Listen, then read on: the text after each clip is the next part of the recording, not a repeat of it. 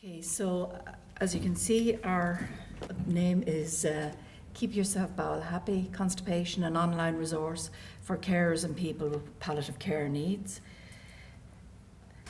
The most important member of our group is Pat over here. Pat, as you can see, is non-gender specific, so it can be Pat, Patrick, Patty, Patricia, whatever.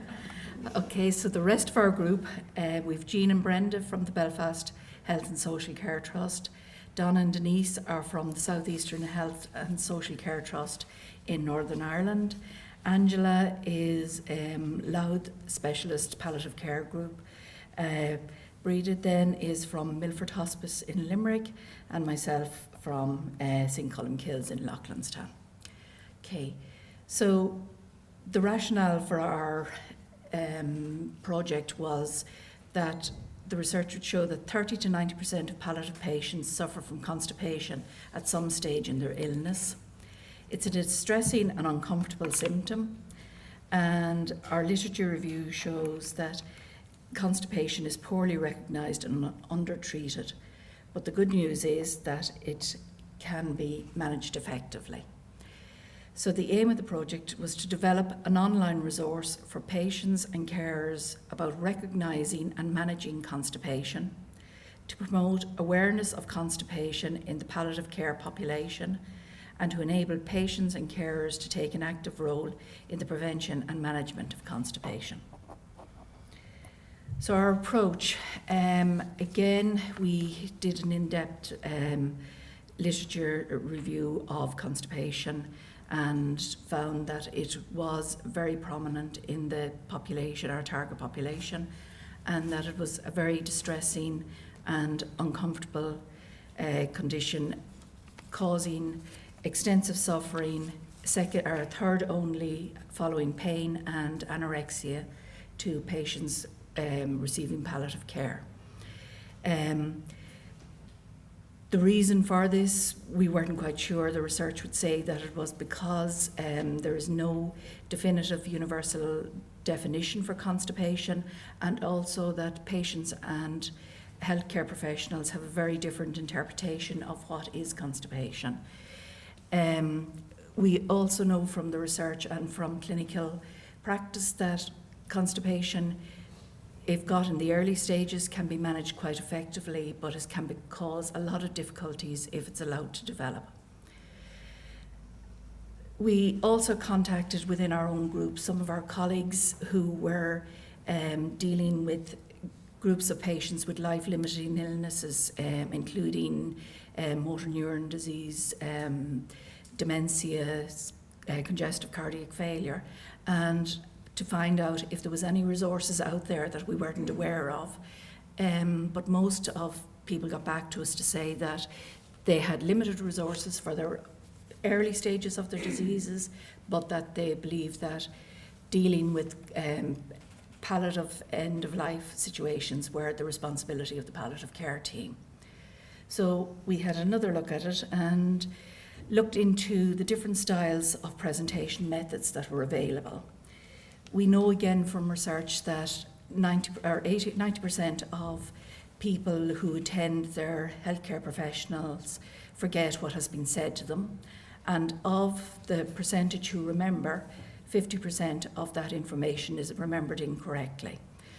Traditionally, we have given patients leaflets for take-home information, but again, research would say to us that this is ineffective because, again, it's not geared for the patient population and not targeted at literacy levels and all this other using common language, etc. So initially we were looking at doing a DVD presentation, and then we became aware of a whole new vocabulary that is out there with things like doodle animation, which is 1 to 3 minutes.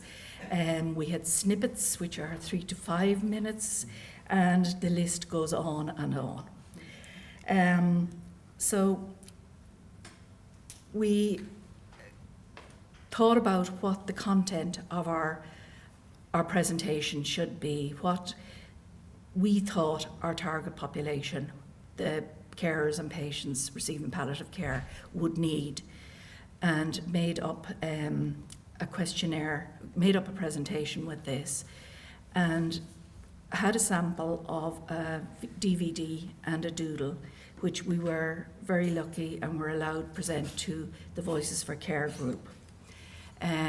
This was back in May, and again, the feedback we got from the Voices for Care was absolutely fantastic, steered us in the right direction, and helped us to decide that because the kind of information we were giving is embarrassing, can be difficult to discuss, that we needed a method to get our point across in an effective visual way that was easily digestible, that was aesthetically pleasing, and that would definitely get the key information out there that we needed.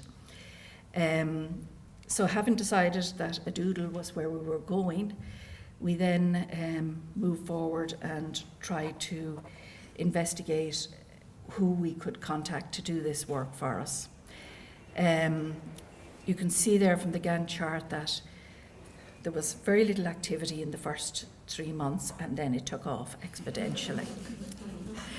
So, reflecting back on what we had learned from all of our interactions, I think, again, as everyone has mentioned, our relationships, the interaction between our group, between the wider group, between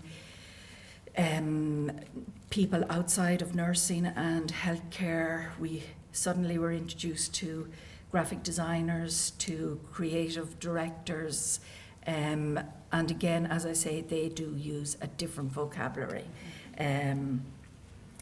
We found ways around our geographical differences through the use of teleconferencing, emails, virtual meetings, and have become quite proficient at these things. Our key challenges, as I've just said, we're a disparate group. We go from Belfast down to Limerick, and again, some of us are involved in different areas, all of palliative care, but different areas of palliative care. The world of doodle animation, we are now so familiar with storyboards, with negative space, with these, as I say, it's a vocabulary all of its own that we have now become used to using.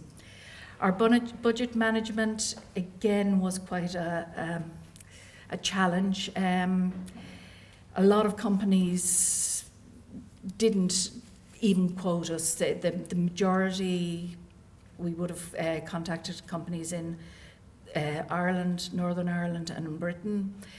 Most companies would have come in with quotes between 6,000 and 20,000 euros for a 2-minute doodle. 2 companies did come in sort of in and around budget, but they were based in London, and again, on discussion, we decided that this would probably get out of hand, that there was penalties if there was delays in getting back with changes and that type of thing. And then some of our colleagues played a blinder and visited a company in Belfast, Ardmore Advertising, and they negotiated from 7,000 down to 7,000 sterling down to 3,000 euros to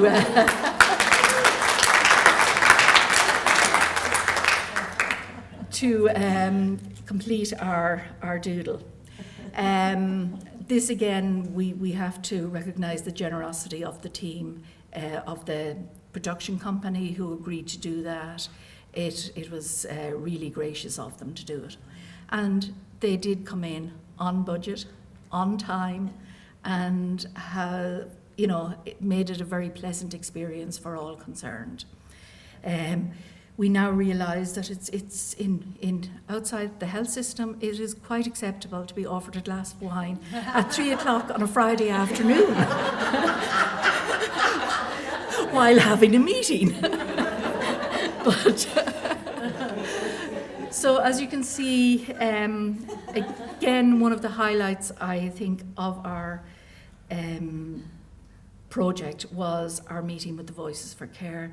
They, again, thank you so much. You gave us a huge insight into what was needed, and I suppose made us aware of the arrogance of the health profession for not listening and not taking on board the most important person in the relationship, who is the patient.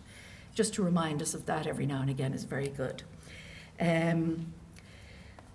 Okay, so our next step is to prepare to launch for our own clinical areas, as well as within the wider palliative community, to upload our animation onto the All Ireland Institute hub, to put it up on Grapevine, and hopefully in the new year to present at some palliative conferences.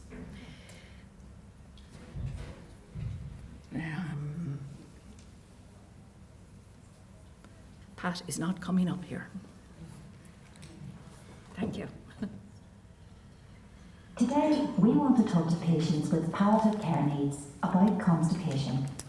So, what is constipation? Well, let's get to the bottom of it. Let's take a patient with palliative care needs.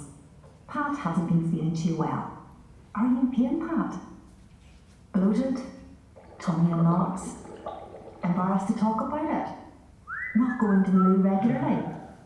Is it a strain when you go? Distressed? Lost your appetite?